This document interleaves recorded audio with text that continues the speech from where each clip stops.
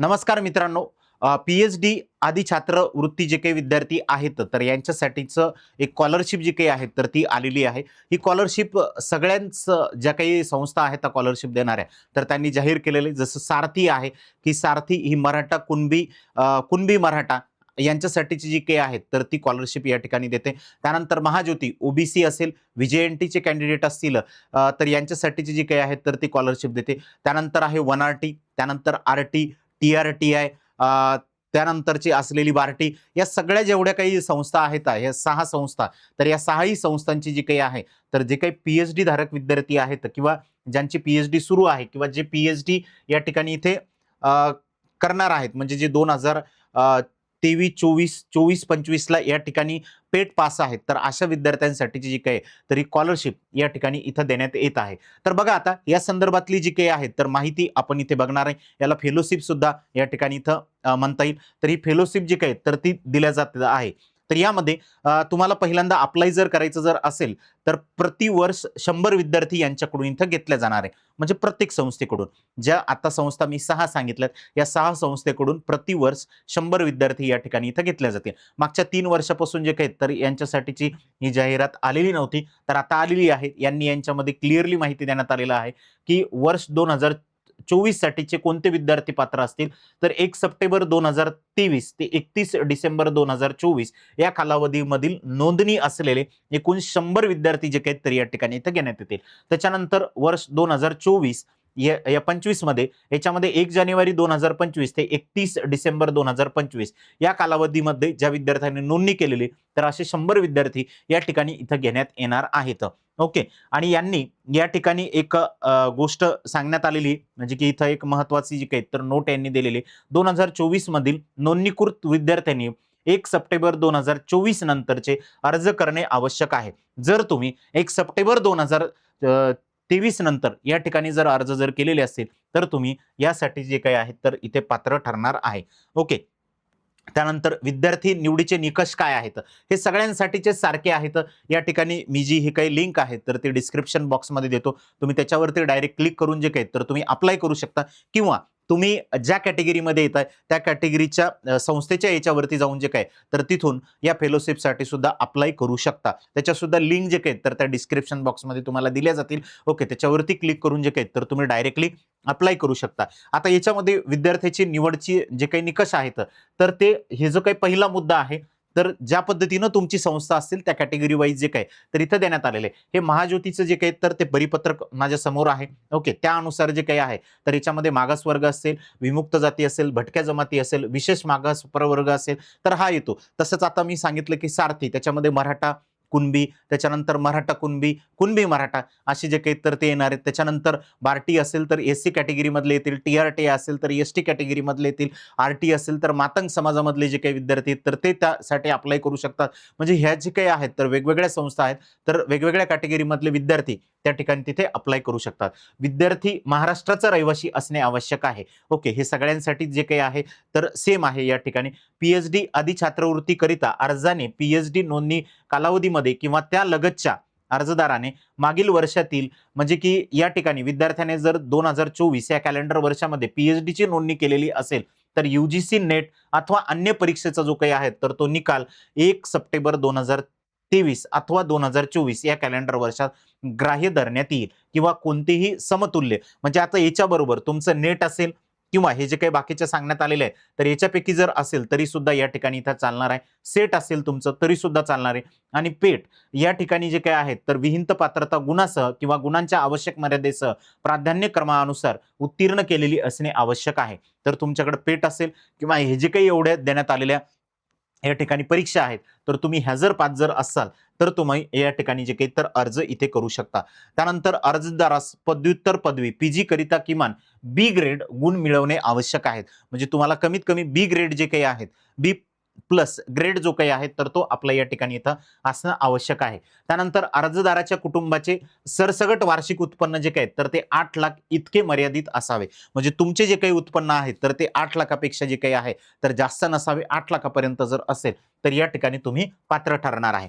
वय जे काही आहेत तर जास्तीत जास्त 35 वर्षापर्यंत या ठिकाणी इथं देण्यात आलेलं आहे. आणि ते पण सगळ्यात महत्त्वाची गोष्ट लक्षात घ्या, सन 2024 करिता दिनांक 1/6/2024 पर्यंत संशोधक विद्यार्थ्याचे वय 35 वर्षापेक्षा जास्त नसावे. यांनी या ठिकाणी इथं तारीख सुद्धा देण्यात आलेली आहे की 1 जून 2024 पर्यंत जे काही विद्यार्थी या ठिकाणी अप्लाय करणार आहेत तर त्यांचं 35 वर्षापेक्षा जास्त वय या ठिकाणी इथं नसावे. त्यानंतर महाराष्ट्र शासनाच्या आरक्षणाच्या धोरणानुसार जे काही आहे तर या ठिकाणी ही योजना राबवण्यात येईल. त्यापैकी महिलांसाठी मग कोणतेही याच्यासाठी तुम्ही अप्लाय जर करत असाल तर महिलांसाठीचं 30% आरक्षण, दिव्यांगांसाठीचं 5% आहे आणि अनाथांसाठीचं 1% आरक्षण जे काही तर या ठिकाणी इथं देण्यात आलेलं आहे. ओके, म्हणजे यांच्यासाठीचे हे राखीव जागा येतात. त्यानंतर सदर जो काही विद्यार्थी या ठिकाणी अप्लाय करणार आहे, संशोधक जो काही आहे तर या योजनेचा लाभ जे विद्यार्थी महाराष्ट्र सार्वजनिक विद्यापीठे असतील किंवा अभिमत विद्यापीठे असतील किंवा विद्यापीठांना संलग्न महाविद्यालयातील मान्यताप्राप्त संशोधन केंद्रात ओके किंवा केंद्रीय विद्यापीठे किंवा संसदीय कायद्यानुसार मंजूर राष्ट्रीय संशोधन संस्था येथे पीएचडी साठी प्रवेशित असणे आवश्यक आहे. म्हणजे तुम्ही पीएचडी साठी जर प्रवेशित असाल तरच तुम्ही जे काही आहे तर या ठिकाणी इथं अप्लाय करू शकता. ज्या विद्यार्थ्यांनी राष्ट्रीय पातळीवरती प्रवेश परीक्षा नेट या ठिकाणी व इतर राष्ट्रीय पातळीवरतील प्रवेश परीक्षा उत्तीर्ण केली आहे अशा विद्यार्थ्यांना प्राधान्य दिले जाईल. ओके, आणि पीएचडी नोंदणी कालावधीतील किंवा त्या लगतच्या मागील वर्षातील खालील परीक्षा उत्तीर्ण असणे जे काही तर ते आवश्यक आहे. यांना प्रेफरन्स देण्यात येईल, पण ह्या सुद्धा परीक्षा जे काही तर त्यांनी इथं पास केलेल्या पाहिजे. ओके, यांची बैठक झालेली त्याच्यानुसार जे काही तर कोणत्या शाखेसाठी किती विद्यार्थी आणि कशा पद्धतीने या ठिकाणी इथं घ्यायचे, 100 पैकी 55 जे काही विद्यार्थी असतील तर ते विज्ञान व तंत्रज्ञानासाठी या ठिकाणी इथं घेण्यात येणार आहेत. त्यानंतर 25% जे काही आहेत तर मान्य विद्या व सामाजिक विज्ञान यासाठी घेण्यात येणार आहेत. त्यानंतर आंतरविद्याशास्त्रीय अभ्यासासाठी जे काही आहे तर या ठिकाणी 10% असतील आणि वाणिज्य व व्यवस्थापनसाठी जे काही तर 10% असतील. असं 100%चा जो काही आहे तर कोटा या ठिकाणी यांनी इथं देण्यात आलेला आहे. त्याच्यानंतर जर बघितलं तर अजून काही सूचना या ठिकाणी इथं देण्यात आलेल्या आहेत. जो काही संशोधक विद्यार्थी आहे तर या ठिकाणचा कमाल कालावधी जो काही आहे तर तो 5 वर्षाचा इथं गृहीत धरण्यात येईल. 5 वर्ष जे काही तर इथं गृहीत धरण्यात येतील तुमच्या संशोधनासाठी. त्याच्यानंतर मुदतवाढ जी काही आहे तर 5 वर्षानंतर कुठलीही मुदतवाढ यासाठी देण्यात येणार नाही. सुरुवातीला 2 वर्षापर्यंत फेलोशिप मंजूर केली जाईल. म्हणजे फक्त सुरुवातीला 2 वर्ष जे काही तर ही फेलोशिप तुम्हाला या ठिकाणी इथं दिली जाईल. जेआरएफ करिता नूतनीकरण आणि पुढील कालावधीसाठी जे काही तर एसआरएफ करिता खालील अटीची पूर्तता झाल्यावरच लाभ जे काही आहेत तर तुम्हाला इथं दिल्या जाईल. पहिले 2 वर्ष दिले जातील. त्यांचा जो काही आहे तर ह्या अटी पूर्ण केल्याच्या नंतर खालील दिलेल्या नंतरच तुम्हाला पुढची जी काही फेलोशिप आहे तर ती या ठिकाणी इथं उपलब्ध करून दिल्या जाईल. तुम्ही ह्या अटी ज्या काय आहेत तर त्या वाचून या ठिकाणी इथं घेऊ शकता. त्यानंतर जर बघितलं तर अप्लाय करण्यासाठीचे असलेले डॉक्युमेंट कोणकोणते आहेत तर अर्जदाराचा फोटो या ठिकाणी असणं आवश्यक आहे. त्यानंतर आधार सीडिंग प्रमाणपत्र या ठिकाणी इथं असणं आवश्यक आहे. तुमचं आधार लिंक केलेलं पाहिजे अकाउंट नंबर बरोबर किंवा जे काही आपलं खाते आहे तर त्या खात्याबरोबर. त्याच्यानंतर अर्जदाराची या ठिकाणी जे काही तर ती स्वाक्षरी असावी. त्यानंतर आधार कार्ड तुमचं असावं, पॅन कार्ड तुमचं असावं. जिथं जिथं स्टार्ट केलेलं आहे तर ते कंपल्सरी आपल्याला कागदपत्र जे काही तर ते आपल्याला लागणारच. महाराष्ट्राचा रहिवासी प्रमाणपत्र डोमेसाईल जे काही तर ते आपल्याकडे या ठिकाणी इथे असावे. त्यानंतर जातीचं प्रमाणपत्र आपण कोणत्या कॅटेगरीमध्ये येतो तर त्याचं आपल्याकडे कास्ट सर्टिफिकेट जे काही तर ते असणं आवश्यक आहे. जर तुम्ही TRTI साठी अप्लाय करताय ओके तर तुमच्याकडं या ठिकाणी जात प्रमाणपत्र सुद्धा असणं जे काही तर ते आवश्यक आहे. कारण जात प्रमाणपत्र TRTI ला हे कंपल्सरी, बाकीच्या जे काही संस्था हे व्हॅलिडिटी जे काही आहे तर ती आवश्यक आहे. बाकीच्या याच्यासाठी जे काही आहे तर व्हॅलिडिटी तेवढी आवश्यक नाही. बाकी तुमच्याकडे कास्ट सर्टिफिकेट जरी असेल तरी सुद्धा त्या ठिकाणी तिथं चालणार आहे. आणि जे विद्यार्थी महाज्योती असेल, 1RT असेल किंवा इतर संस्थांमधून अप्लाय करतात तर त्यांच्यासाठीचं उत्पन्नाचा दाखला नॉन क्रिमिलियर जे काही आहेत तर ते महत्त्वाचे आहे या ठिकाणी इथं लागणार. मग जातीचा दाखला असेल, जात वैधता प्रमाणपत्र उपलब्ध असल्यास इथं जर असेल तर खूप चांगलं आहे. नसेल तर या ठिकाणी काही कंपल्सरी नाही. उत्पन्नाचा दाखला या ठिकाणी लागणार आहे. पदवी परीक्षाचे गुणपत्र या ठिकाणी लागेल आणि पदव्युत्तर परीक्षा जे काही आहेत तर याचे सुद्धा इथं गुणपत्र लागेल. विद्यार्थ्यांनी यापैकी जी कोणती परीक्षा पास केलेली असेल तर त्या परीक्षेचं प्रमाणपत्र सुद्धा तुमच्याकडे इथं पाहिजे. त्यानंतर पीएचडी कायम नोंदणी प्रमाणपत्र तुमच्याकडे असणं आवश्यक आहे. ओके, तरच तुम्ही या ठिकाणी जे काही तर अप्लाय करू शकता. त्याच्यानंतर बघा पुढे संशोधन केंद्र रुजू अहवाल तुम्ही त्या ठिकाणी जे काही तर तिथं रुजू झालेला आहे, तुम्ही तिथं संशोधन करताय, तर त्यांच्या लेटर हेडवरती तुम्हाला ही माहिती जी काही तर ती घ्यावी लागणार आहे. त्यानंतर दिव्यांग जर असेल तर दिव्यांगाचं प्रमाणपत्र या ठिकाणी, अनाथ असेल तर अनाथाचं प्रमाणपत्र तुम्हाला या ठिकाणी इथं लागेल आणि स्वयं घोषणापत्र जे काही आहेत तर ते सुद्धा या ठिकाणी इथं लागेल, की कोणत्याही संस्थेत किंवा इतर ठिकाणी पूर्ण वेळ किंवा अर्धवेळ नोकरी करीत नसल्याबाबत तसेच इतर कोणतेही आधी छात्रवृत्ती किंवा शिष्यवृत्ती डीबीटी मिळत नसल्याबाबत तुम्हाला या ठिकाणी जे काही आहे तर लेखी हे तुम्हाला एक स्वयं घोषणापत्र या ठिकाणी इथं द्यायचे, की मी दुसऱ्या ठिकाणाहून जे काही तर कोणतंही इन्कम मला या ठिकाणी इथं नाहीये, इन्कमचा सोर्स जो काही तर तो माझा नाही. त्यानंतर एक राजपत्र, नावात जर बदल जर असेल तर तुमचं या ठिकाणी एक गॅझेट जे काही आहे तर ते असणं तुमच्याकडे आवश्यक आहे. एवढे जे काही डॉक्युमेंट आहेत तर ते आपल्याला या ठिकाणी लागणारे आहेत. त्याच्यानंतर जर बघितलं तर महत्त्वाच्या काही सूचना या ठिकाणी देण्यात आलेल्या आहे. तुम्ही 31 ऑगस्ट 2026 पर्यंत या ठिकाणी इथं अप्लाय करू शकता.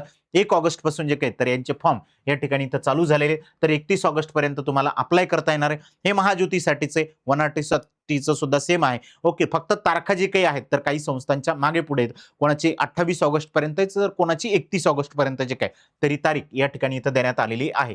त्यानंतर ऑनलाईन अर्जाची एक प्रत विद्यार्थ्यांनी कार्यालयात सादर करणे बंधनकारक आहे. म्हणजे तुम्ही जो काही अर्ज भरणार आहे तर ज्या संस्थेसाठी तुम्ही अप्लाय करताय तर त्यांच्या कार्यालयामध्ये हा अर्ज जो काही तर तुम्हाला त्या ठिकाणी तिथे पाठवायचा आहे आणि ऑनलाईन सुद्धा नोंदणी जी काही तर तुम्हाला त्या ठिकाणी करणं आवश्यक आहे. दोन्ही पण पद्धतीने जे काही आहे तरी नोंदणी या ठिकाणी इथं करावी लागणार आहे. बाकीच्या काही सूचना या ठिकाणी इथं देण्यात आलेले, हे कधी बैठक यांची झालेली होती, काय आहे, विद्यार्थ्यांचे निवडीचे निकष कशा पद्धतीचे आहेत तर या ठिकाणची इथं माहिती जी काही तर ती देण्यात आलेली आहे. ओके, फक्त एकदा जी काही ही माहिती आहे तर ती एक वेळ परत वाचून घ्या. आता इथे जे काही आहेत तर महात्मा ज्योतिबा फुले संशोधन व आदी छात्रवृत्ती अंतर्गत देण्यात येणाऱ्या लाभाचे इथं जे काही आहेत तर ते स्वरूप आपल्याला इथं देण्यात आलेले आहे. पीएचडी नोंदणी दिनांकापासून एकूण 5 वर्ष किंवा संशोधन प्रबंधक जमा करण्याचा कालावधी जो आधीचा असेल त्या कालावधीपर्यंत जे काही तर तुम्हाला या ठिकाणी हे लागू राहणार आहेत. तर आता जे विद्यार्थी कनिष्ठ संशोधक आदी छात्रवृत्ती आहेत म्हणजे जे आर-एफ आहेत तर यांच्यासाठी 37,000 जे काही तर प्रति माह या ठिकाणी इथं देण्यात जाणार आहे. काही संस्थांचा हा 35,000 रुपये जो काही आहे तर तो प्रतिमाह आहे. हे जे काही आहेत तर संस्था टू संस्था जे काही तर ते व्हॅरी करतात. ओके, तुम्ही त्यांच्या वेबसाईटवरती जे काही तर अधिक माहिती अजून घेऊ शकता. अप्लाय करण्याच्या अगोदर जे काही तरी पूर्ण पीडीएफ एक वेळ वाचून घ्या आणि त्यानंतर जे काही तर तुम्ही या ठिकाणी इथं अप्लाय करा. त्यानंतर या ठिकाणी वरिष्ठ संशोधक आधी छात्रवृत्ती जे काही असतील एस-आर-एफ तर यांच्यासाठीचं जे काही तर 42,000 रुपये प्रति महिना या ठिकाणी यांच्याकडून इथं दिले जाणार आहे. त्याच्यानंतर दिव्यांग जर असतील तर त्या विद्यार्थ्यांसाठी 2,000 रुपये प्रतिमाह जे काही तर या ठिकाणी इथं एक्स्ट्रा दिले जातील. जे-आर-एफ असेल किंवा एस-आर-एफ असेल. त्यानंतर या ठिकाणी जे काही तर लाभ व्यतिरिक्त इतर कोणतेही लाभ जे काही घरभाडे असेल किंवा आकस्मिक खर्च रक्कम असेल तर हे देण्यात येणार नाहीत.